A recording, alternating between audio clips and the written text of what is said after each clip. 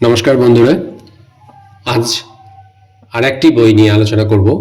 সেই বইটি হচ্ছে তুমিও জিতবে, লেখক শিব খেরা।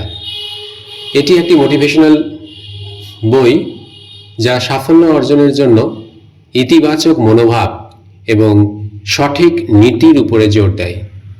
এটি ব্যক্তিগত এবং পেশাগত জীবনে উন্নতির জন্য বিভিন্ন কৌশল ও অনুপ্রেরণা সরবরাহ করে থাকে।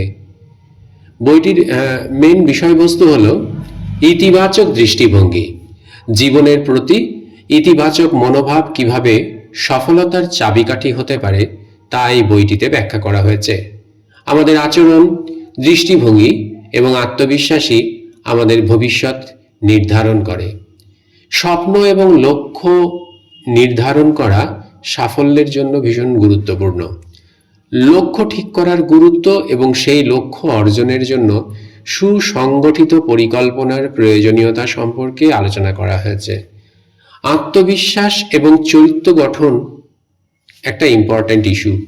আত্মবিশ্বাস গড়ে তোলার উপায় এবং একজন সৎ ও নীতিবান মানুষ হওয়ার গুরুত্ব নিয়ে এখানে কিছু আলোচনা করা আছে। সাফল্যের মন্ত্র কি না, সেটা উনি বলছেন কঠোর পরিশ্রম, সময়ের ব্যবস্থাপনা এবং কার্যকর যোগাযোগ দক্ষতার মাধ্যমে সাফল্যের সিঁড়ি বেয়ে ওঠা সম্ভব। ব্যর্থতা থেকে শিক্ষা গ্রহণ, ব্যর্থতাকে শেখার মাধ্যম হিসেবে ব্যবহার করার গুরুত্ব এবং কিভাবে তা ভবিষ্যতে সাফল্যের পথ প্রশস্ত করতে পারে সেই বিষয়টি স্পষ্ট করা হয়েছে। প্রেরণাদায়ক গল্প ও উদাহরণ, বইটিতে ছোট ছোট গল্প ও উদাহরণ দিয়ে জীবনের গুরুত্বপূর্ণ শিক্ষা প্রদান করা হয়েছে, যা পাঠককে উৎসাহিত করে।